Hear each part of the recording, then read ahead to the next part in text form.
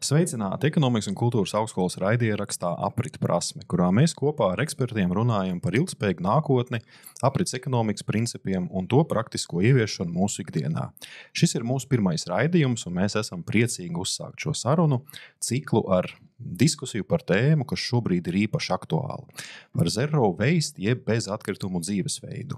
Un šajā epizodē esam uzaicinājuši divus izcilus viesus, kas dalīsies savā pieredzē un redzējumā par to, kā mēs varam veidot tīrāku, videi draudzīgāku Latviju. Man ir patiesas prieks sveikt mūsu pirmajā raidierakstā Maiju Krastiņu. Sveiki! Zero Waste Latvija valdes locekle un Guntaru Levicu. Sveicināti, Clean Air grupas valdes loceklis. Un sarunu vadīšu es, Edgars Čerkovskis, Ekonomikas un kultūras augstskolas, aprits ekonomikas un sociālās uzņēmējdarbības programmas direktors. Paldies visiem klausītājiem, ka esat pieslēgušies un skatāties mūs.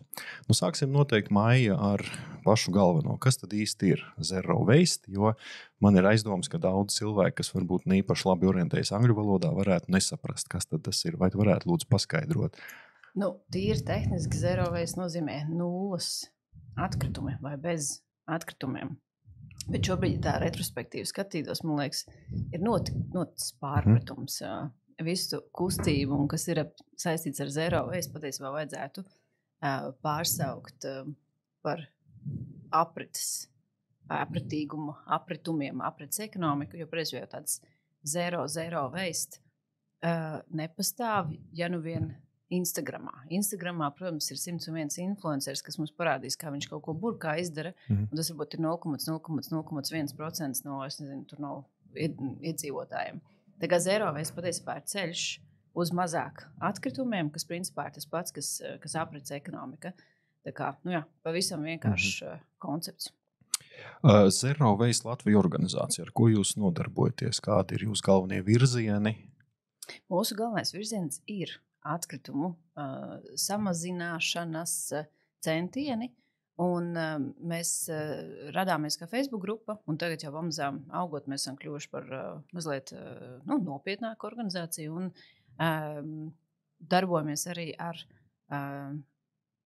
regulējumu, likumu grozījumiem, lielākām sistēmiskām jau izmaiņām, bet nodarbojamies arī ar sabiedrības izglītošanu un projektiem un tam līdzīgi. Bet, protams, ka tas, kur visvairāk varētu rasties, tā ietekme uz reālo dzīvi, ir, protams, regulējums, tie ir likumi, saistošie noteikumi tā tālāk. Es paskatījos arī sociālajos tīklos un arī mājaslapā, ka jums tā darbība diezgan nopietna. Protams, visi slavenie festivāli, tā skaitā Lampā jūs esat darbojušies, un nesen bija sižets vides faktos, kur arī jūsu pārstāvi piedalījās. Tā kā salīdzinoši jūs esat, manuprāt, diezgan spēcīga organizācija, vai ne? Jā, un mēs, ka mēdīji mazliet arī atspoguļot to sabiedrības, kā saka, sajūtu, runāt par atkritumiem vienmēr ir ļoti aizraujoši, bet arī ir tiešām pieprasījums. Un cilvēki arī vienmēr piedalās komentāros un aktīvi dalās un diskutē. Un tā kā tas jautājums interesē ļoti lielu sabiedrības daļu. Un tas parasti, ko mēs mēdzam dzirdēt, ka cilvēki tur nešķiro vai kaut ko negrib darīt. Patiesībā visticamāk nav taisnība. Cilvēkiem ļoti interesē tā atkrituma samazināšana un centieni kaut ko patiesībā darīt. Tāpēc arī ir tā, ka mēs ļoti redzam dažādos mēdījos un arī pasākumos. Jā. Paldies! Clean Air, jūs arī ļoti aktīvi darbojaties arī publiski un var pieminēt nesen arī ļoti populārā vieta pat Rīgas centrā vides objekts Šūna. Tad arī esat strādājuši pie aprits ekonomikas indeksa. Varbūt jūs varat pastāstīt, kā jūs uzņēmumā ieviešat zero waste principus un kā jūs popularizējat šo zero waste un aprits ekonomikas principus sabiedrībā. Droši vien, kad tās būtiskākās lietas sākās no tādiem mazumiem. Ja, ja mēs skaidri saprotam, ka tas lielais mērķis bez atkritumu vai mazatkritumu dzīvesveids, tas būtu tāds lielais cēlais mērķis, tad patiesībā ikdienā jau katram ir daudz un dažādas lietas, kuras darīt, lai samazināt šo atkritumu daudzumu elementāri. Kaut vai sāksim ar to, ka tu ikdienā ofisā neizmanto pudeļūdeni, bet ūdens aparātu, kur tu dzert ietaupu uz pudelēm, kaut vai sākot ar to. Krāna ūdeni? Nu, jā, krāna ūdeni, viņš nāk caur aparātu, attīrās, un tur jau cilvēki jau ir dažādi, protams. Vienam krāna ūdens garšo, otram krāna ūdens negaršo, tāpēc teiksim tā, lielos ofisos ir jāapmierina visas vēlmes, bet tas dienas beigās eventuāli tas ir krāna ūdens, kurš pat rubiņa aiztek uz aparātu, kur tagad patiesībā ļoti daudzās arī ēdināšanas vietās, arī Rīgā un ārpus Rīgas, kļūst arvien populārāk patiesībā.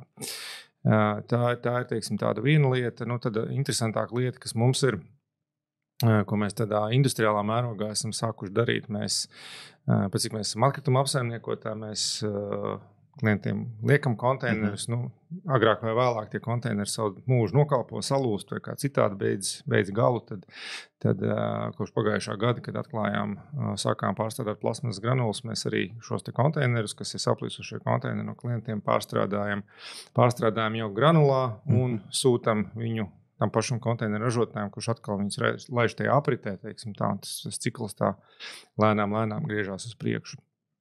Bet, protams, kad, es nemaz nerunāju par tādām lietām, kā pēc iespējams mazāk papīra, tur tādas visādas, manuprāt, jau diezgan noietas tēmas, tas, manuprāt, tā jau ir lielā mērā ikdiena. Bet otra lieta, protams, ir šis te darbs ar sabiedrību likt aizdomāties, tā skaitā ar pieminēto vai šūnas konceptu projektu, aizdomāties par to, kā radīt savā ikdienā mazāk atkritumus.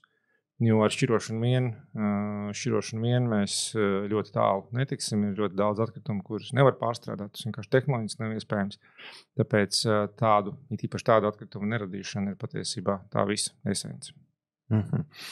Maija, ja mēs arī skatāmies to jūsu organizācijas prizmu un arī caur tavu personīgo pieredzi, kādi ir tie lielākie izaicinājumi, kas rodas šajā jautājumā? Varbūt sāksim ar cilvēku, varbūt tu vari aptuveni paskaidrot, ar kādiem izaicinājumiem ir jāsaskaras.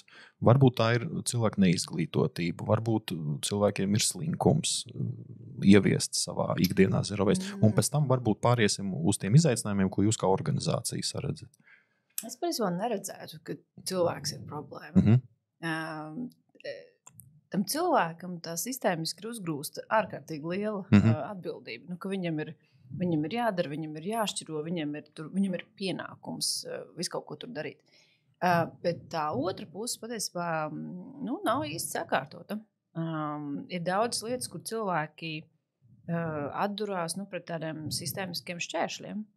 Piemēram, tas pats, es ļoti labi zinu, ka šķirošanu mēs nekur tālu netiksim, bet tāpat šķirošana, tas ir tāds, tomēr tāds bāzes solis, un cilvēki negrib šķirot. Cilvēki grib gan šķirot, bet kaut kādā veidā viņi īsti netiek pie tiem konteineriem. Tā ir sistēmiska problēma, un te mums ir 101 atbilde, kāpēc tas tā notiek. Bet nē, cilvēkam par to nevajadzētu domāt. Tam konteineram tur būtu jābūt. Viņam būtu jābūt iespējai sašķirot to, ko viņš grib sašķirot. Īpaši tajās pilsētās, kur šķirošana ir jau obligāti kā Rīgā. Ja? Tāpat tās ir ar visādām tādām citām lietām, kur mēs paģēram, ka cilvēkam ir jādara. Bet, ja mēs domājam par tādu lietotāju pieredzi, kas vispār pilnībā atstāta ārpus šīs atkrituma stāsta, tad ir ārkārtīgi daudz lietas, kas cilvēkam ir vienkārši neērtas. Un mums būtu pilnībā jāmaina tā domāšana, ja kādam būtu, kā sacīt, atvērtas čakras un vēlmes, kā padarīt visu to lietu cilvēkam ērtu un pieejamu. Tā kā es cilvēkos patiesībā neredzu tik daudz problēmu, kā patiesībā tajā pašā sistēmā. Izglītotība varētu būt lielāka un labāka. Mēs ar lielu nepacietību gaidām mirkli, kad tie atkrituma jautājumi vai sistēmiskie lielie jautājumi parādīsies panorāmā, vai vakara ziņās, vai pie Dombura kunga. Jo viņiem kaut kādā brīdī būtu jākļūst par tādiem lielākiem dienas kārtības jautājumiem. Tas īsti vēl iespējams nav noticis, un tad, tāpēc tur kaut kādi tie elementi pieklabo. Jo teorētiski jau, protams, atkrituma apsaimniekotāji saka, ka viņi informē, un tur ministrija saka, un Getliņa saka, ka viņi informē cilvēkus, bet kaut kā starp to, kas tiek darīts, un to informētību, tur ir kaut kāda aiza. Mans pirmais darbs ir komunikācija, un es esmu komunikācijas speciālists, un es tīri labi redzu, ka tur ir nesakritības starp kanāliem, auditorijām un tam līdzīgi. Tā kā jā, cilvēki patiesībā ļoti daudz grib darīt, bet vajadzētu sakārtot sistēmu. Bet par to sistēmas sakārtošanu es domāju, ka tu tā kā domā arī, ka tos konteinerus vajadzētu vairāk kaut kādīgi, vai kā es tā bišķi nesapratu par to pieejamību. 2024. gads sākam šķirot pirms 25 gadiem. Jā. Vismaz. Jā, vismaz. Jā. Un šobrīd viena no tām lietām, ko cilvēki joprojām vairāk jautā, ir, bet man nav atvests konteiners. Bet jautājums, bet te ir, ja drīkst diskusija mazliet atvērt. Es pilnīgi piekrītu, ka ir ko pielikt un darīt savādāk, tur vienmēr ir vieta pilnveidoties un tā tālāk un tā joprojām, bet manuprāt, tā lielā daļa, tā plaisa, kas rodās, ir tas, ko cilvēki saka, ka viņi grib darīt, un tas, ka viņi varbūt cik daudz ir gatavi darīt, jo bieži vien ir jautājums par to, man nav konteineru, man nav uzlikts konteiners, bet vai tu pajautāji konteineru kādam? Un lūk, un es nepiekrītu.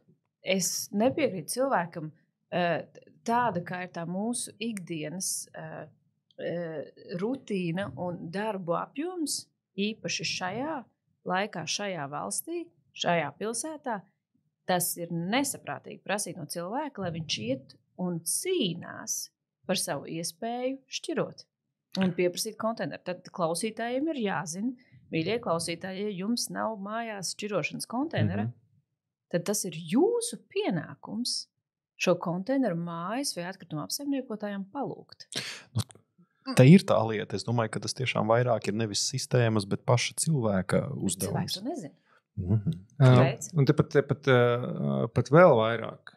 Viens ir palūgt, otrs ir vienoties savā ziņā ar saviem kaimiņiem tajā mājā. Jo mums ir bijuši vairāki brīvmēdīgi akciju uzplūdumu, ka mēs tos konteinerus arī esam likuši dalītos konteinerus. Tā skaitā arī Rīga ievies obligāto šo šķirošanu. Arī pirms tam esam vienu vai otru veidu konteinerus, teiksim tā, grūduši tirgu, lai viņus vairāk paņemtu. Bet problēma jau bieži vien izrādās tajā, kad trešdaļa grib, 2/3 negrib. Grib ko? Grib šķirot un konteineru, bet šķirot kārtīgi bieži vien nesanāk. Un te nav runa par to, kad atnāk lielais ļaunais atkrituma apsaimniekotājs, uzliek konteineru, kāds tur iemet pirmajā reizē ne tādu papīrīti vai ne tādu plasmasiņu, mēs tagad liekam sodināts. Mēs esam pat gājuši akcijās, kur mēs 3 līdz 6 mēnešus neesam piemēruši absolūti nekādu sodinātu, sūtījuši informatīvos materiālus, un daļa no tiem konteineriem pēc tam pazūd, jo kaut kādam jau arī motivējošam un disciplinējošam rīkam, lai tā šķirošana būtu vairāk vai mazāk kvalitatīva, ir jābūt. Manā ieskatā Rīgas problēmas, Rīga mums, teiksim tā, lielāks klients apjoms ir Rīgā. Rīgā 95% cilvēku dzīvo daudzdzīvokļu mājās. Liels daudzums no šīm mājām ir 50, 70, 100 plus dzīvokļi. Un atkrituma šķirošanas jautājums ir, kāpēc mums nesokās tā atkrituma šķirošana, ir principā, es domāju, psiholoģiski līdzvērtīgi nostādāms jautājums, kāpēc mums tik maz mājas Rīgā nosiltināts.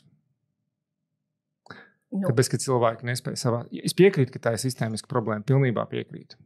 Bet arī tā medaļai ir otra puse. Mēs nedrīkstam aiziet un uzlikt to konteineru. Kāpēc? Tāpēc, kad kurš atbildēs par to, ja tur būs atkritumi, un par to neviens negribēs maksāt papildus. Tā ir reāla problēma, ar ko mēs saskaramies ikdienā. Un cik ilgi mēs saskarsimies ar šo problēmu? Acīm redzot, ir vai nu nepieciešams kaut kādas normatīvu aktu izmaiņas. Sistēmiskās izmaiņas. Sistēmiskās izmaiņas. Tad normatīvu aktu izmaiņas, cik sabiedrība tam ir gatava, nezinu. Sabiedrība nebūs gatava. Iespējams. Tāpēc tātad lietas, kuriem mēs prasīsim sabiedrībai un cilvēkiem, viņi teiks, ka arī negrib, ja? Un pēc tam, kad izdara, ja, visi ir priecīgi un visi ir laimīgi. Sistēmiskas izmaiņas ir, šajā jautājumā ir nepieciešams. Ko nozīmē, ka kaimiņi negrib šķirot? Es saprotu šo jautājumu, ja? Ko nozīmē, ka viņi negrib? Tas nav jautājums par gribēšanu vai negribēšanu. Ir jāšķiro. Ir pienākums. Jautājums nav par to, patiesībā gribu vai negribu šķirot. Jo tā varbūt ir brīvprātīga lieta. Negribu nešķiroju, metu tajā kopējā misinē, maksāju dārgāk par visiem. Man izvēle, teiksim, kā gribu tā dara. Tā problēma un izaicinājums ir tas, ka tajā dalīto atkritumu izkastē bieži vien samet to, ko nedrīkst. Un tad visi tie, kas ir to darījuši kārtīgi, tas 1, 2, tur izmetot to atvērto kefīru paku un izlejot zupiņu pa virsmu, tas vienkārši nav izmantojams. Man ir kontrola jautājums. Es dzīvoju tādā kolosālā valstī kā Beļģija. Un Beļģijā ir diezgan nesmuka, bet ārkārtīgi efektīva šķirošanas sistēma. Arī katrs liek ārā savus atkritumus maisos. Un ir arī atkrituma policija. Un sodi ir nemazi.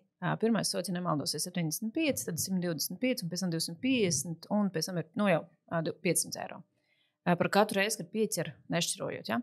Un šeit ir tas pats. Rīgā šķirošana ir obligāta, gan bio, gan šķirotie atkritumi. Kur ir inspektori? Jo tas ir viena lieta, ko es daru savā mājā. Man ir beidzot tiesības rakņāties pa misinēm, ja, ko man ļoti patīk darīt dažādu socioloģisku un citu iemeslu dēļ. Un es varu garantēt, ka tad, kad tiek iemests viens maiss šķirotajā konteinerā, viņu pilnīgi mierīgi var attaisīt vaļā. Un es teiktu, statistiski ir garantēts, varbūt 2 no 5 reizēm, ir iespējams atrast, kurš ir šis piecūkotais. Un tas ir daudz efektīvāk uzlikt sodu tam cilvēkam, kurš ir piecūkojis atkritumus, nekā visai mājai. Tas ir sistēmisks jautājums. Mēs dažādos kanālos šis jautājums Rīgā ir uzdots, kur ir atkritumu inspektori. Protams, Rīga atbild, ka viņiem nav finansējuma, nav iespējas noalgot un tā tālāk. Es varu garantēt, ka šie atkritumu inspektori atpelnītu sevi ārkārtīgi ātri un būtu finansējums daudziem aprits ekonomikas projektiem pirmajos gados. Un pēc tam es domāju, ka šī korektīvā akcija nestu tomēr augļus. Bet vai mēs neejam vairāk tādā policijas kā virzienā? Jo man liekas, ka tomēr es tik un tā vēl aizvien palieku pie tā, ka man liekas, ka ļoti daudz, kas uz to mirkli ir labi izdarīts, un milzīgi lielu lomu spēlē pats indivīds, pats cilvēks, kuram būtu jābūt vēl uzņēmīgākam. Vai nav tā, ka tomēr šī sistēma, attiecīgi šie sodi, ka tas viss uzliek tādu papildus slogu, un varbūt domājot ilgtermiņā, mums vairāk ir jādomā nevis kā sodīt, bet kā panākt, lai būtu tā vēlme, neskatoties to, ka varbūt tā konteinera nav tieši pie tavas mājas, bet tu vari paiet, kas ir veselīgi, varbūt kādu 200-300 metrus tālāk. Ne? Es varbūt esmu tāds bišķiņ, kā lai to pasaka, tāds lētticīgāks šajā jautājumā, jo man liekas, ka ļoti daudz ko cilvēks pats var atrisināt, ja tā sistēma kaut kādā brīdī vēl nav tik ļoti sakārtota. Cilvēks var atrisināt ārkārtīgi daudz lietas. Man ir tāds teiciens, pašapkalpošanās valsts. Mēs visu kaut ko varam paši izdarīt un paši noorganizēt. Bet ir jāsaprot, ka tie ir varbūt 0,1% no sabiedrības, kas spēj paši noorganizēt un paši gribēt un paši darīt. Ja mēs gribam sasniegt apjomu, tad mums ir tomēr jādomā par tiem cilvēkiem, kas dzīvo Pļauniekos, Purciemā, Imantā, šajos lielajos mikrorajonos, kur ir vislielākās problēmas ar šķirošanu. Nav runa par, piemēram, Ķīpsalas vai, es nezinu, tur Grīziņkalna intelektuāļiem, ja, bet mums, lai mēs tiešām sasniegtu to apjomu, mums ir jādomā par ikvienu cilvēku, olmītēm, opīšiem, cilvēkiem, dažādiem. Tā kā es absolūti nepiekrītu, ka mums jāuzliek vairāk uz individu. Es tieši pretēji aicinu vairāk sakārtot to sistēmu, lai to sistēmu padarītu vieglāku. Runājot par sistēmas sakārtošanu, Zero Waste Latvija, jūs noteikti esmu pārliecināti ļoti daudz, ko esat darījuši. Un vai jūs esat saskārušies ar kaut kādiem milzīgi lieliem izaicinājumiem, kas jums traucē, varbūt kaut ko darīt labāk vai savādāk? Ne, mums pašiem nē. Bet valstī un sistēmai kopumā, nākamnedēļ Saeimā mēs visticamāk tiksimies uz bioatkritumu sarunu. Bioatkritumu saruna ir ārkārtīgi svarīga, jo tā mums ļautu ievērojami uzlabot lietu stāvokli. Tad bioatkritumi veido ārkārtīgi lielu daļu no mūsu atkritumiem. Un ar bioatkritumu dalīto vākšanu mums īsti labi neveicas. Varbūt, ka, es nezinu, kāda ir tie pēdējie cipari, bet... Ir labāk, bet tālu līdz kaut kam jēdzīgam, jā. Un kāpēc mums neiet ar bioatkritumu šķirošanu? Tāpēc, ka, jāsaka, ka ir šī pozitīvā motivācija cilvēkam, kas potenciāli varētu būt cena. Viņi šobrīd galīgi nevienu nemotivē. Bet mēs uzskatām, ka bioatkritumu dalītāju vākšanai būtu jābūt bez maksas, tāpēc kā pārējai šķirošanai. Vēl viens elements, kuru vajadzētu tomēr sakārtot burtiski piecrindē vai tautas dziesmas formātā, ir kompostēšana. Šobrīd mums kompostēšana daudz dzīvokļu, mazizmēra kompostēšana daudz dzīvokļu mājās nav nekādā veidā tehniski iespējama. Vai pareizāk sakot, legāla. Šie ir tādi divi jautājumi, par kuriem mēs jau sen runājam. Mēs gribētu viņus sakārtot, jo viņi iespējams ļautu krietni uzlabot, vai pareizāk sakot, samazināt radīto atkritumu apjomu. Nākamnedēļ Saeimā otrdien būs saruna. Ceram, ka kaut kādā mērā virzīsimies uz priekšu. Bet noteikti tas, kas, manuprāt, ir viena pati cenas samazināšana, nedos vēlamo efektu, ja nebūs efektīgas pātagas, tas, ko minēju iepriekš sarunā, jo visu valstu pieredze, kurā šī sistēma strādā labāk nekā Latvijā, šī sodu mēri ir lielāki un efektīvāki. Un mēs esam jau kopš šajā nozarē gan sen ir ik pa brīdim cilāts jautājums par to, kad ir jāliek šīs te sodīšanas funkcijas kaut kādā veidā uz cilvēkiem, konkrētiem individiem, jo konkrēts individs jau atnāk dienas beigās un tur izdara vai neizdara to, ko viņam ir jāizdara būtu. Bet mūsu politiķi, manuprāt, nav gatavi šādiem lēmumiem, kur vēl priekšvēlēšana laikā mums tagad ir pašvaldību vēlēšanas, pēc tam Saeimas vēlēšanas. Es domāju, ka 2 gadi tādas lēmumus nepieņems. Vēlēšanas būs nepārtraukti. Jā, tas tāds būs. Bet līdz sodīšanai vēl tiksim, bet, ja mēs varētu parunāt jau par tarifiem un par cenām, tā ir tomēr tāda pozitīvi motivējoša tendence, jā. Dalītu atkritumu vākšana izvešana arī šobrīd ir bez maksas, gan stiklam, gan iepakojumam. Bio skaidrs, jā, bet vienkārši analizējot to situāciju, kā to dinamiku, kas notiek iepakojuma un stikla vākšanā, jā, tendences ir pozitīvas, bet viņas ir tādas ļoti tā izaugsmīti pa procentiņam gadā, teiksim, pa 2%. Viņi nav tāda mega tāda lēciena, teiksim, jā. Tāpēc es domāju, ka viens pats, tas, protams, ir vajadzīgs, un to var un vajag darīt, bet tas vien nedos tādu pilnīgu efektu. Neviena lieta viena pati nedos pilnīgu efektu. Te mums ir jāiet ar vairākiem soļiem. Mums liekas, ka biocena un komposts šķiet, ka būtu jau tādi pirmais foršais solis, un tad, ja mēs pēc tam varētu vēl tomēr parunāt par tiem maģiskajiem konteineriem, kur tomēr varētu uzrasties iedzīvotāju pagalmos bez īpaša pieprasījuma un tā tālāk. Ir virkni tādu sistēmisku, joprojām lielu soļu, kas nav veikti. Un tāpēc, es vienmēr emocionāli sasinhronizējos ar lietotāju un iedzīvotājiem, lai es uzliktu vēl papildus slogu. Nevar. Jūs minējāt, ka politiķi nav gatavi, bet toties pēc būtības jūs šeit arī minējāt ļoti labas receptes, ko vajadzētu darīt, lai šo situāciju uzlabotu. Kā jūs domājat, kāpēc nav šīs politiskās gatavības, vai kur ir tā problēma varbūt? Jebkuru sodu vai nodokļu palielināšana ir ļoti nepopulāra lēmuma, un pat cik politiķis dabiski grib tapt ievēlēts arī uz nākamo savu vēlēšanu ciklu, tad protams, ka šādi lēmumi parasti nepieņemās viegli, teiksim tā, jā. Tā pati diskusija par Briseli un atkritumu policiju, ja, un jau par dažiem, vai mēs neesam policijiski pārāk, vai mēs pārāk neuzgūžam. Mēs šajās diskusijās vienmēr pie tā nonākam, jo ir otra puse, kas saka, jā, bet kāpēc mēģināsim pa labām?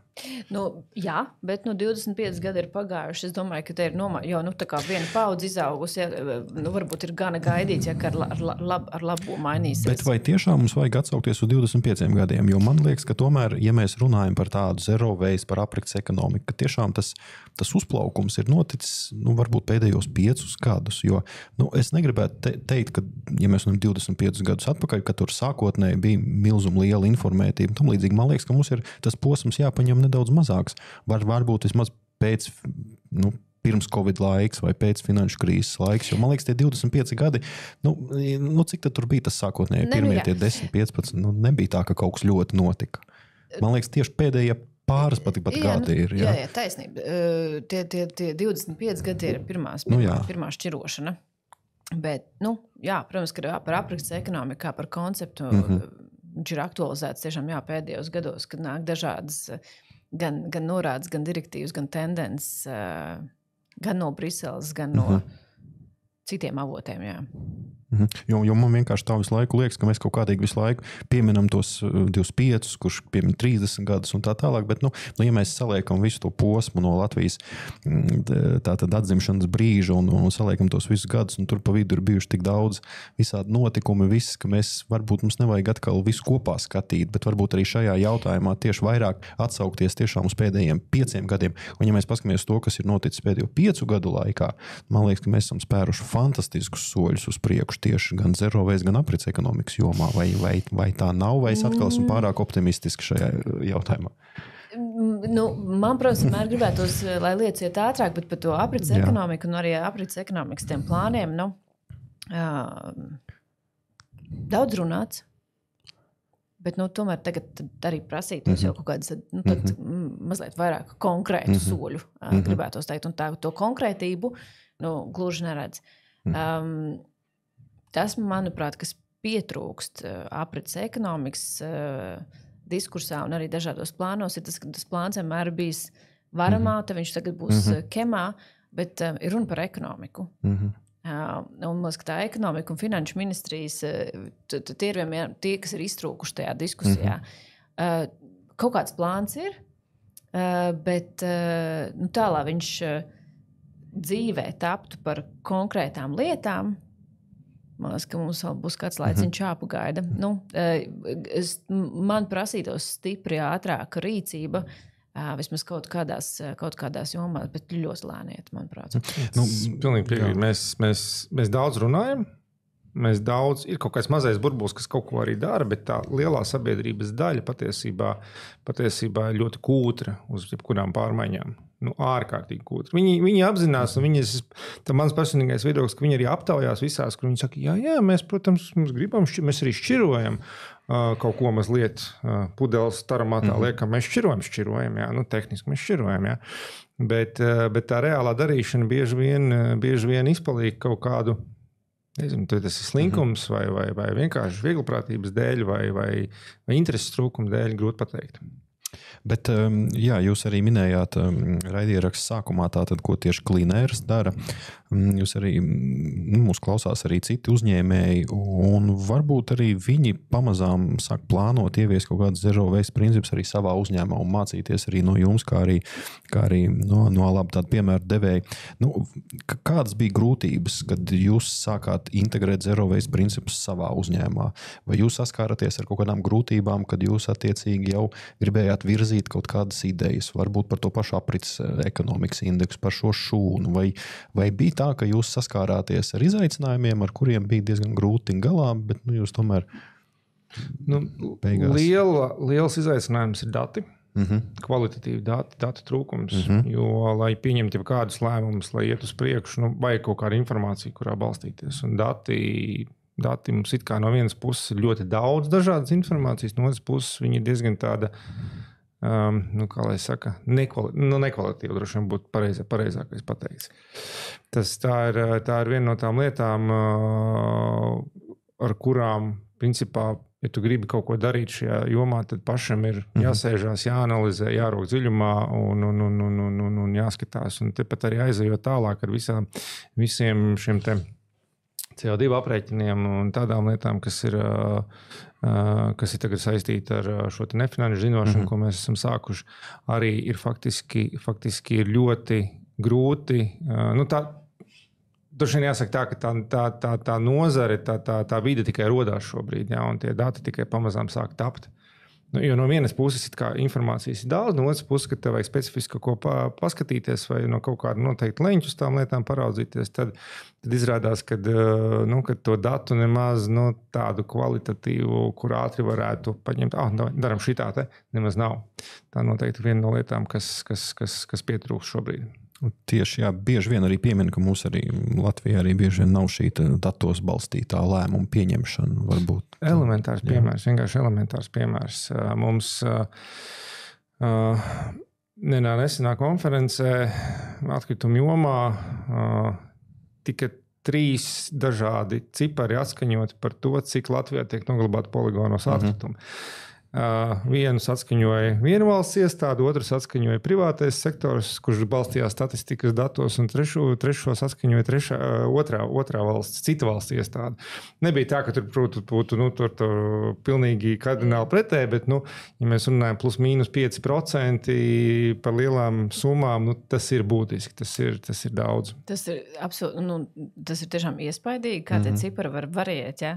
Arī mēs, kā aiz lekcijās dažādām auditorijām, mums ir tāda zīmējums, kur ir atkritumu urna, un tur tie cipari salikt apmēram tie procenti.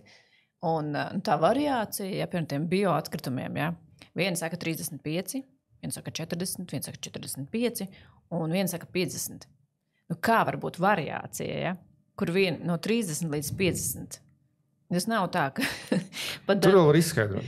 Nē, protams, viss ir izskaidrojams, bet mēs taču nevar šitā driftēt, vai arī, piemēram, mēs runājam par aprits ekonomiku, piemēram, kaut kāda tur elektrotehnika savāktā, cik tur, kāda elektrotehnika, piemēram, ir savākta, kādā stāvoklī, ko viņi varētu potenciāli darīt, kaut kādi dati, kaut kas taustāms, riepas, vai es nezinu, tur tā pa vienībām.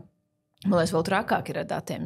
Un tas ir, ja nemaldos, vakar klimata un kas viņu mums enerģētikas. Klimata un enerģētikas ministrijā bija arī šī pats saruna. Mana kolēģe Anna arī minēja šo datu iztrūkumu, kas ir tā kā fundamentāli, lai mēs varētu kaut ko sākt būvēt, iet uz priekšu, un tādi, tie dati ir nepieciešami. Un, lai saprastu, tad arī par tādiem parastiem datiem, cik gadā mēs saražojam datus. Kur meklēsim, ir jāzvan jāraksta uz meteoroloģijas vai, es nezinu, kaut kādu tur to iestādi, un tad tiek atsūtīts ziņojums, kurā ir rakstīts, ka mēs saražojam par 10% mazāk nekā iepriekšējā gadā. Un tad tev ir jāzina atpakaļ, uznāt, cik saražojam iepriekšējā gadā. Apmēram tāda ir tā schēma, Un beigās tu meti plinti krūmos un skaties Eurostatā, kur ir kaut kāda iepriekšējo gadu cipari, tāpēc, ka Latvija joprojām nav izsniegusi tos datus. Ir tā, ka, mīļie draugi, šita vajadzētu tomēr saņemties, jo bez tiem datiem mēs īsti nevarēsim iet tajā jomā uz priekšu. Tā kā... Pirms mēs liekam to gāzes pedāli grīdā, mums tiešām ir mazliet mājas darbi, kas ir jāveic un jāizdara. Šī datu vākšana, ņemot vērā to, ka mēs par to daudz esam runājuši, tas būtu jāuztic centralizēti kādai no valsts iestādēm, vai tomēr mēs varētu atkal sadarboties ar augstskolām un varbūt augstskolas varētu veikt šos pētījumus? Tev ir paradoks, ka dati ir. Dati ir un pieejami elektroniski, centralizēti. Tā, vismaz par atkritumiem runājot, tas izaicinājums droši vien tajā, ka tās sistēmas, kurās viņi dzīvo, ir vecas.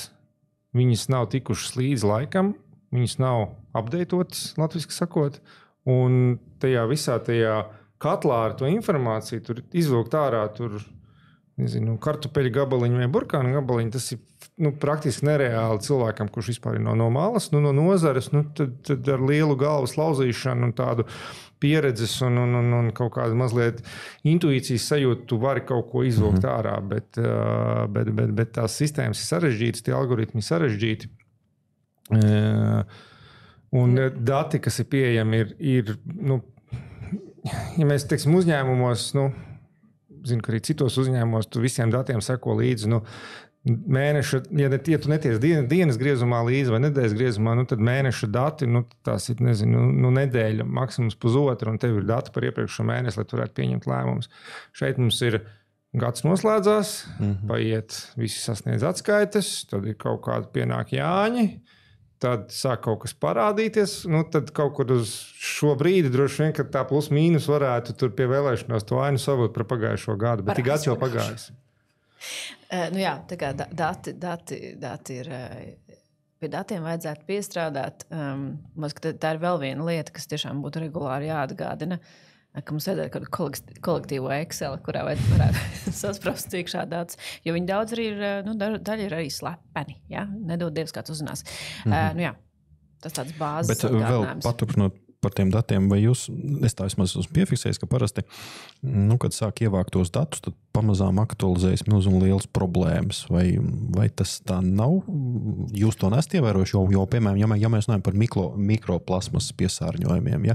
Iepriekš nekāds īpaši mums tie dati nebija. Tagad Latvijas Hidroloģijas un ekoloģijas institūts, tagad vēl arī šie viņa pētījuma dati ir aktuāli, man liekas, pagājušajā gadā arī bija diskusija par to, ka mums ir milzīgi liels mikroplasmasas piesārņojums Latvijas pludmalēs. Ir lietas, kuras ir labāk pat nezināt. Jā, tad es varbūt tādā ziņā, kaut kādīgi, man liekas, vai nebūs tā, ka mēs tagad sāksim tos datus tik skrupulozīgi iegūt, mēs redzēsim, ka tās problēmas ir tik daudz, ka vienkārši, ka nezinās, pie kura gala ķerties klāt. Nē, es tā to vienkārši domāju. Bet, tas tāds tikai mans pārdomas par šo. Nē, nopietni, nenopietni, jā, bet ir tiešām, ir divas pieejas, jā. Ļoti motivēti. Protams, ka arī bez datiem mēs varam iet uz priekšu, ja, un vienkārši jādara un viss, un ejam uz priekšu un daram. Un, protams, tad, kad parādās tā īstā realitāte ar visiem tiem datiem un Exceliem, tad ir tā, cik varbūt jāmet plinti krūmos. Tas ir tas, uz ko es vedinu, jo man liekas, ka bieži vien, kad... ka mēs padodam, risks padoties, ja, bet cilvēks jau tā nav veidots. Mēs, ka pat, jāsaka, kā diskusijās par eitanāziju, ja, cilvēks, pat ja viņš uz miršanas gultas, tā vēlme dzīvot vai motivācija darīt, viņa jau ir cilvēkam dabīga. Un tāpēc pa ilgi jau netic tam padošanās stāstam, jo mēs tomēr esam visi ļoti dzīvi, ļoti motivēti, un piemēram latvietis tomēr to savu milzīgo mīlestību pret Latvijas dabu ir īpaši motivēts, tā kā es tam padošanās stāstam ir mirkļi, kad gribās padoties, bet tam es īsti neticu. Vakar gatavojos mūsu raidierakstam, palasīju vairāk veida rakstus arī Eiropā, un vienā no rakstiem vācu valodā bija minēts tā, ka atkritumi ir sabiedrības spogulis. Man likās tā diezgan interesanti, iedziļinoties tajā, ka atkritumi pēc savas būtības arī ir dati, kas liecina par sabiedrības izpratni šajā jautājumā. Tātad, kur šie atkritumi ir nomesti, kā viņi tiek šķiroti un tā tālāk. Ja? Ja mēs skatāmies uz jūsu uzņēmumu pieredzi, kā jūs varētu noraksturot esošo situāciju, un vai jūs redzat izmaiņas, un vai jūs ilgtermiņā vēl lielāku uzsvaru liksiet tieši uz šo ilgspējības stratēģiju savā uzņēmumā? Mēs tieši pāris mēnešus atpakaļ interesanti salīdzinājām datus par to, kā ir mainījies atkritumu sastāvs 10 gados. Mums bija dati par 13, 14 gadus un šī gada dati no analīzēm, kas ir jau taisītas par to, kas ir atkritumu sastāvā. Un patiesībā tie rezultāti bija man vismaz ļoti pārsteidzoši, jo patiesībā atkritumu apjoms radītais Latvijā ir pieaudzis, atkritumu sastāvs un to proporcija praktiski mainījusies ir tieši nemaz. Super. Un kas ir vēl pārsteidzoši, kad iepakojums, papīrs, tu tā nevar izšķirt iepakojumu tieši, bet papīrs, plastmasa un stīkls ir proporcionāli pat vēl pieaudzis, salīdzinot ar to, kā bija 10 gadus atpakaļ. Bet tas jau nav pārsteidzoši. Jā un nē. Jā, un nē, mēs tomēr, salīdzinot ar 10 gadu atpakaļ, mēs tomēr bišķi vairāk šķirojam, to arī dati parāda.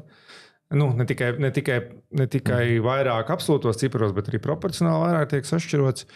Jau mājās konkrētajās pie klientiem mums ir depozīta sistēma ieviesta jau 3 gadus un strādā, bet tie skaitļi, kā ir tādi, tā viņi arī paliek. Tad jautājums ir, ko tad mēs darām nepareizi, vai kas ir jādara savādāk, lai tas viss mainītos. Man, pārsteidz vēl viens fakts, kad remontos kaut kur precīzi procentu neatceros. Bet jā, tāpēc absolūtiem cipariem tie varētu būt kaut kādi 7-8% no atkrituma sastāva ir higienas produkti. Sākot ar autiņbiksītēm, visādiem tur pārklājiem, tur salvetēm un tā tālāk. Nu, tas drīz mainīsies. Mūsu demogrāfija ir ar negatīvu bilanci. Drīz higienas preces būs tikai mazāk. Tas tagad pesimistiski. Sarkastiskais, tas kaut kāds vismaz kaut kas labs. Piezīme, No tā, bet es atkal pavilkšu jau uz to sistēmisko pusi, ja. Piemēram, tie paši, kas ir, protams, pilnīgi nekas kopējā bildē, ja, bet tiem plastmas maisiņi, ja. Tie kā stāv lielveikalos, tā stāv viņiem vispār nekas nav traucējis brīvi izplatīties un turpināt savu uzvaras gājienu, ja. Runājam, nekas nenotiek. Tas pats ir ar 101 plasmas iepakojumu. Ja? Tas, kā turpina būt vislabākais un izdevīgākais iepakojuma veids, tā arī viņš ir visizdevīgākais iepakojuma veids. Un, protams, ka šeit, protams, ka tur ik pa pusgadam, ik pa gadu kaut kādas diskusijas, kaut kāda uzlabojuma varbūt ir gadi, kad ir regress, ir gadi, kad ir progress, ja, bet, principā, mīņājamies tāds grūti mūsu velcijos uz priekšu. Pilnīgi nepārsteidz, ka mums tur nekas nemainās. Varbūt, ka kādā mirklī būs izrāviens, bet... Jūs neliekat cerības uz nākošo paudzi? Es nezinu, kaut kādīgi, man liekas, ka viņi ir daudz atbildīgāki šajā jomā. Es par bērniem tagad fantastiski ir šī skola 23 programma, kur beidzot ir skolas programmās ielikt aprits ekonomika un zero waste. Nebūs tā, ka tas tā straujāk notiks, ka šī nākotnes paudze uzņēmēji, tā skaitā arī paši individi vienkārši godprātīgāk izturēsies pret vidi un varbūt šie jautājumi atrisināsies šādā Kāds nesen veidā. Nav jums tādas ideāls cerības. Ka tas nav paudžu jautājums, tas ir cita veida jautājums. Patiesībā, braucot uz skolām, mēs braucam daudz uz skolām un daudz runājam ar jauniešiem un skolēniem. Tur var redzēt jau to pašu sabiedrības spoguli, tikai jaunā paudzē. Tas ir patiesībā drīzāk audzināšanas jautājums. Tas nav paudžu, bet audzināšanas jautājums. Ir ļoti cerīgas skolas un ar fantastiskiem projektiem, idejām, kur mēs redzam, ka nākotne potenciāli varētu būt labāk, bet atkal no otras puses, runājot kaut ar senioriem vai vecākiem vai video paudzi, arī tajā ir ārkārtīgi daudz motivēti cilvēki. Pirms seniori, ja mēs paskatītos, ko seniori izmet ārā, viņiem tur sanāk, viena tūtiņa uz visu nedēļu, ja? Jo viņi viņi tik daudz nepatērē, tas ir rocības jautājums, un otrkārt, man liekas, īpaši vecvecāki, viņi var vēl vairāk motivēti domāt tur par mazbērniem atstāt tīrāku zemīti un tā tālāk. Tā kā tas ir vairāk audzināšanas jautājums, es teiktu, nekā... Un izpratnes. Jo tā senioru otra puse ir tūtiņa ar atkritumiem, bet plasmas maistiņš krāsniņā. Labi, tas tāda varbūt atkāpei. Tā ir realitāte. Jā, un te mēs pieskaramies laukiem. Rīga versus lauki un lauku loģistika un lauku problēmas ir pilnīgi jau cits, kur vajag pilnīgi citus risinājumus. Bet labā ziņā kā pa laukiem un pa reģioniem ir tas, ka tur tas radīto atkritumu apjoms, viņš ir cik, kā kura pilsēta, ja? Bet 1/3 no Rīgas radīto atkritumu apjomu. Ja? Un man liekas, ka Latvijas pilsētas ir vispār, viņas varētu būt visas potenciāli ceļā uz bezatkritumu un zero waste certifikāciju. Nepiekrīt. Kolēģis nepiekrīt, es jau redzu. Mēs vēl nav bezcilvēku pilsētas mums beigās. Tas ir filozofiskāks jautājums, ja? Bet Latvijas mazās pilsētas tur ir, morfoloģija varētu vēl pāanalizēt un paskatīties, kas ir atkritumos, bet tur ir potenciāli, viņas ir tik mazas, kompaktas un tik motivētas, ka tur varētu sasniegt lietas daudz ātrāk. Bet, jāpieskaņo atsevišķi loģistikas elementi. Ir viens rīks, tas tā tieši runājot, varbūt mazliet ciniski, bet atgriežoties pie tēmas, kas ļoti motivē cilvēkus, tas ir viņu katra maciņš. Manuprāt, ļoti lielisks piemērs bija, ko mēs redzējām 2022. Gada energo krīze. 22. 21. 22. 23.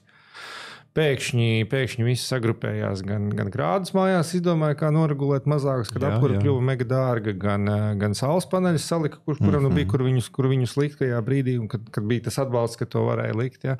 Tagad tas viss ir pierimies, tā kā viss aizgājis tādās ikdienišķākās sliedēs, viss atkal ir noplats, viss to ir aizmirsuši. Bet, ja cilvēkam, ja viņš to sajūt, dvaku pakausītēm, tam naudas maciņam, tad kaut kā viņš ir gatavs rīkoties. Es domāju, ka atkritumiem ir krietni stipri līdzīgi patiesībā. Tāpēc es tomēr atgriežos pie tā atkrituma policista. Ja viņš būs, tad tās lietas notiks krietni ātrāk. Jā. Bet laukos, man liekas, arī jāatrisina tur daži loģistikas elementi, bet viens otru papildina. Un te jau mēs veidojam, mums tāda, kā sacīt, shopping liste, ja? Bet mums viņa veidojas jau labu laiku, ja? Liste ir, listu iesniedzam, ja? Bet, kā neejam uz priekšu, tā neejam. Jā, Māja pieminēja tādu, var teikt, vispār bezatkritumu vidi. Tas ir iespējams vispār, ja mēs runājam par pilsētu vidēm. Uzdot vēl mieku runāja par tehnoloģijām, un varbūt jums ir pieredze no ārzemēm. Nē. Pilnīgi bezatkritumu. Bija tā pieminēta, ka Latvijas pilsētas varētu, var teikt, vispār bezatkritumu. Nē, bet ar bezatkritumu. Kaut kad tas būs, es piekrītu. Nē. Ar bezatkritumu ir jāsaprot, ka vienmēr būs kaut kāda 9–10%, kas paliks. Tāda lieta kā bezatkrituma dzīvesveids, viņš dzīvo Instagramā. Viņš ir influenceru izdomāts. Realitātē vienmēr būs kaut kāds atkritums, kas tomēr paliks objektīvi. Ja? Bet ja jau mēs, Limbaži vai Jēkabpils vai Cēsis, man liekas, ir tur vispār čempioni, ja mēs pamazām ietu, tad tie ir tas, ja mēs sakārtot to sistēmu un tos dažādus soļus, par kuriem mēs jau minam, mēs jau tur par procentiem un pēc tam pat 10% ietu uz samazinājumu. Mērķis absolūti nav sasniegt kaut kādu bezatkritumu, tos 10% momentā. Tas nav izdarāms, bet nošķirojot nost jau to pašu bio, ko noteikti dara reģioni, lauku teritorijas, jo viņiem ir komposts, ja? Pēc tam labāk šķirojot to pašu plastmasu, stiklu un visu pārējo un atsevišķi tur un tā tālāk, tur jau vairs nekas daudz nepaliek. Un tad jau mēs gandrīz esam pie 10%. Un pārmērīgs patēriņš, kas principā ieeja jebkurā lielveikalā. Tur redz, tie paši iepakojums uz iepakojumu. Bet kamēr viņš ir lēts, tikmēr iepako. Viņš ir lēts tikmēr, kamēr viņu lēti ir iegūt. Nē, viņš ir tikmēr lēts, kamēr viņam nav uzlikts nodoklis. Uzliktu nodokli, beigtu būt lēts. Arī šobrīd jāsaka, kad ir, tā ir tā mūsu sabiedrība. Tāda ir, mēs esam patērētāji sabiedrība. Mēs, nevis katrs mēs individuāli, bet visi kopā. Mēs gribam ērti, lēti, visu to dabūt. Bet ja nebūtu lēti? Ja nebūtu lēti, mēs sāktu domāt, bet jāreikinās arī to, ka ir ārkārtīgi spēcīgs šis ražotāju lobijs. Arī nesenais piemērs bija ļoti asas diskusijas par to pašu tetrapaku iepakojumu, ja, kur tieši ražotāji izlobē to, ka tetrapakus tomēr nevajag tā vākt un pārstrādāt. Ja. Skaidrs, cilvēki grib patērēt, ražotāji jebkāda veida saražo, piedāvā, ja ir pircējs, katru bija ieraicis, ir cirpēja. Ja. Tā tas viss lēnām griežās. Šeit atkal mana ideja par to, ka es vienmēr saku, ka mēs katrs pats atbildam par savām rīcībām, un tomēr, ja patērētājs ir salīdzinoši izglītots šajā jautājumā, un jūs arī pieminējat, tas ir lēts un tāpēc daudz pērk tā tālāk. Ja? Bet ja mēs katru pirkumu uztveram kā investīciju, aizdomājamies salīstām, vai tas mums vispār ir vajadzīgs, vai tas ne. Tas nākotnē ir kaut kad iespējams, ka mēs kļūsim kā sabiedrība izglītotāki, jo mēs patiešām patērējam pārāk daudz. Nē, te ir lielais filozofiskais jautājums un arī plasmas maisiņa jautājums. Tas, kur, piemēram, džemperīts ir iepakots, džemperīts ne, bet tur kaut kāds brīnums končs ir iepakots vismaz plasmasiņā un plasmasiņa ir apvilkta ar plasmasiņu. To patērētājs īsti nevarēs mainīt. Viņam ir mīļākā konča, viņš visticamāk viņu nopirks. Filozofisks jautājums un lielāks jautājums ir, kāpēc jūs dzīvojat? Lai nopirktu, es atvainojos, plasmas. Mēs atkal ejam uz to izglītību, par ko es nepārtraukti runāju, ka šeit tomēr. Bet tas jau ir tāds tiešām lielāks un filozofisks jautājums, vai cilvēka dzīve ir, vai cilvēks savu dzīvi dzīvo, tāpēc, lai iepirktos. Ja cilvēks dzīvo savu dzīvi, lai iepirktos un savu dzīvi un naudu patērētu plasmasas sūdiņos, bet tas atkal būs cits. Mēs tieši arī gatavojam tieši raidījumu par šo patērētāju sabiedrību, bet tad atkal jums atkal tad bizness būtu ietekmēts, ja mēs atkal sāktu mazāk. Ko jūs darītu, ja mēs nepatērētu? Ja mēs tik daudz nepatērētu. Tas ir... Tas paradoksāli pirmajā brīdī varbūt liekas, ka mums tā ģenētiski būtu jābūt radīt vairāk atkritumus. Mēs mums tas būs labāk, bet patiesībā jau mums tik daudz, mēs jau visi gribam dzīvot kaut kādā zināmā komfortā. Elementārs piemērs ir šīs vienreiz lietojamās glāzes pasākumos. Šobrīd viņas Rīgā vairs nedrīkst izmantot, bet tev ir, no biznesa raugoties, tev ir jauna biznesa niša nodrošināt šīs glāzes. Tu jau vei tas biznesa iet aizvietošanas tajā virzienā. Tāpēc mēs nebaidamies no atkrituma apjoma samazināšanās patiesībā, jo skaidrs, ka pieprasījums uz tiem aizvietojumiem viņš tāpatās būs, un mēs jau būsim patiesībā pirmie, kas to, visdrīzāk noķers to momentu, ka tur ir jāiet iekšā. Tāpēc tas nav tā, ka atkrituma apsaimniekotāji tagad tikai mums vajag vairāk atkritumu, nebūtu, nē. Tā atkal tā mūsdienīgā domāšana. Jo tomēr, pateicoties aprits ekonomikai un zero waste ir radīti arī ļoti daudz arī uzņēmumi, kas salīdzinoši šo te problēmu arī mēģina risināt. Tad mēs varam daudz runāt par dalīšanās ekonomiku, ir pavisam cits virziens. Mēs varam runāt atkal par šīm te lietu bibliotekām, kas pamazām sāk kļūt populārs un tam līdzīgi.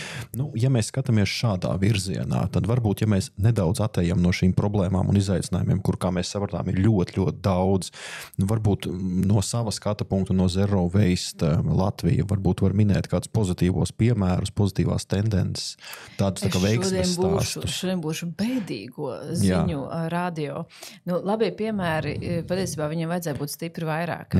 Tas iniciatīvas ir, es teiktu, stipri par maz. Viņas ir, jo viņas tāpēc kā visi citi jaunie biznesi, diemžēl neizdzīvo. Ja? Jaunu uzņēmumu statistika ir tāda, ka 9 no 10 bankrutē, ja nemaldos, tad aprits ekonomikā ir tāpat. Ir bijuši piemēram ļoti labas iniciatīvas saglābt pārtiku, kuru lielveikali nespēja pārdot. Bija pirmā, kas saucās Aswell, kur, diemžēl, ir pārtraukusi, nemaldos savu darbību, un tagad ir jauna, kas saucās Porcija, kas pamazām centīsies tad šo te lauciņu paņemt. Ja? Ir dažādas atsevišķas iniciatīvas, kuras top un attīstās, bet atkal, mazliet pagriežot no otras puses, mums trūkst to politikas elementu, lēmumu, motivētāju, lai tie aprits ekonomikas uzņēmumi vai iniciatīvas lietas spētu attīstīties. Piemēram, mums ārkārtīgi svarīgi ir spēt labot lietas. Nevis mest ārā. Tas ir fundamentāli. Ar to mēs spētu atrisināt ārkārtīgi daudz lietas. Remonts šobrīd ir ārkārtīgi dārga lieta. Tad viena lieta, ko vajadzētu darīt, pirmkārt, ir izvilkt ļoti daudzas remontu vietas vai labotājus no ēnu ekonomikas. Un otra ir veikt pieņemt dažādus lēmumus, lai motivētu labošanu. Iespējams, ir jāatbrīvo daļa no PVN, jo labošana pati par sevi ir ar pievienoto vērtību. Iespējams, ka būtu cilvēkiem jāpiešķir voucheri, kā to dara citas Eiropas valsts labošanas voucheri atsevišķos dažādās vērtībās. Ja? Šobrīd labot lietas ir ekonomiski neizdevīgi. Tad, piemēram, es sarlaboju velosipēdu, vestu no Holandas, viņš ir pusi sagrabējis, bet man ļoti nepieciešams, samaksāja 125 €, un tur ir iekšā PVN. Lētāk ir nopirkt jaunu un veco aizvest uz eiro lomu, ja? Vai, piemēram, salabot kurpes, ja? Vai es tur apšūtu tīkreklam kaut kādu malu, ja? Tas ir absolūti neizdevīgi. Un tāpēc arī šie atkritumi rodas. Viena tāda lieta, ko vajadzētu darīt, vai kas būtu nepieciešama, ir ar dažādiem politikas instrumentiem, nodokļiem, vai voucheriem, vai defiskalizāciju, atbalstu, palīdzēt jau esošajiem uzņēmumiem. Tad tur, kur būtu aprits ekonomikas inovācijas, jau ir jau cits līmenis, ja, bet arī tur pietrūkst spiediena un politiskās gribas. Jūs varbūt varat par pozitīviem piemēriem. Kaut kādīgi tomēr mēs tā. Jo varbūt atkal es vairāk tāds optimists. Es patiešām skatos uz to, kas notiek tiešām pēdējos gados un to, ko privātu uzņēmumu dara, to, ko Zero Waste dara, to, ko arī, lietosim šo vārdu valsts, cik paliekam dara. Man liekas, ka tomēr mēs visu pārāk ātri gribam, bet tie pozitīvie piemēri apkārt mums ir diezgan daudz un varbūt vajag arī novērtēt. Varbūt jūs varat padalīties. Man, patīk tā ideja par aprits ekonomikas punktu. Tad attiecīgi man liekas, es arī esmu dzirdējis, ka Linēra strādāja tieši lietu maiņu punktos. Tam līdzīgi kā jums šajos jautājumos. Jā, mums tieši sadarbībā ar Zero Waste ir maiņu punkts viens, laikam šobrīd, laikam taps arī otrs. Ļoti ceram, jā. Kaut kādas sarunas tā no kolēģiem mēs dzirdējis, jā, bet skaidrs, ka tas virziens, kurā ir jāiet, bet tā pavisam atklāti, godīgi runājot, tas pieprasījums no sabiedrības šobrīd pēc tās apritīguma ir diezgan zems. Patiesībā tā realitāte ir. Jā, mēs visi apziņā saprotam, bet tā, kad mums pašam ir jāaiziet un jāapmaina, tad mēs, vai tas ir tas dzīves ritms, ka tev nav laika vienkārši to darīt, tev, protams, ka ir vienkāršāk izmest un iebraukt veikalā pa ceļam, tā, kad tu pēc pārtiku vai vienkārši pa ceļam iebraukt un nopirkt jaunu, un ja tas maksā lēti, tad tas vienkārši bieži vien ir, es domāju, tajā ikdienas steigā jau daudziem tas ir, tev nav nemaz, tu līdz tam neaizdomājies nemaz. Teiksim, tas, kas tev ir viegli pieejams, to tu dari tā, kā tev ir ērtāk. Tas tā kā ūdens, viņš plūst pa vieglākās pretestības ceļu, tāpat arī cilvēks izvēlās vieglāko ceļu, kā viņam darīt. Ja viņam pēkšņi, tur, nezinu, vecā teikāna, elektriskā teikāna, ja viņai salabot maksātu, tur, nezinu, pieņemsim, tur 20 eiro un jaunu nopirkt maksātu tur 200 eiro, tad noteikti, kad būtu pavērtos citu ainu, bet ja tev jaunu un salabota maksā tikpat vai iespējams, ka pat salabota ir dārgāk, vai tad tiešām, ko mēs sagaidām, kas notiksies? Jā, bet runājot par jūsu vai mūsu aprites punktu, tas man liekas viena lieta, ko tiešām vajadzētu, kas tā kā pavairot šajā te punktā, var aizvest un arī paņemt mājas remontam nepieciešamās lietas, kas ir tāds patiesībā risinājums daudz ļaužu problēmai, kad mēs beidzam remontēt māju vai kaut ko, mums tur paliek ļoti daudz lietas, dažkārt pat gatavs iepakojums un neatvērts un tam līdzīgi. Tā ir viena iniciatīva, kas ir ļoti laba, un tāpēc es ceru, ka tiešām būs gandrīz uz katra stūra, ja? Bet tur iztrūks, tur iztrūks tomēr tā biznesa elementa. Tur nav biznesa elements, tas ir cita veida. Tas ir sociāla funkcija. Ja būs runāsim, tā sauksim lietas īstajos vārdos, šobrīd tā ir sociāla funkcija. Un arī, es zinu arī kolēģi bija Austrijā uz līdzīga veida, piemēram, viņiem ir tie veikali, tā saucamie, kur atnes vienkārši Norvēģijā. Tieši vakar viens paziņas stāstīja, tādi paši tie veikali strādāja. Bet viņi visi ir uz tādu sociālo funkciju orientētu, arī integrējot arī sabiedrības, teiksim, cilvēkus ar kaut kādiem kustību traucējumiem, piemēram, kuram, citur grūtāk darba atrast. Tas viss ir uz tā bāzēts, teiksim, tā biznesa tur šobrīd nav. Jā, bet atkal no otras puses arī sociālā uzņēmējdarbība ir uzņēmējdarbība. Ja? Visiem nav jākļūst par miljonāriem, vai stāv uz bagātiem. Ja kāds ir spējīgs kaut vai šo pašu uzņēmumu vai sociālo uzņēmumu noturēt uz ūdens, tas ir liels sasniegums.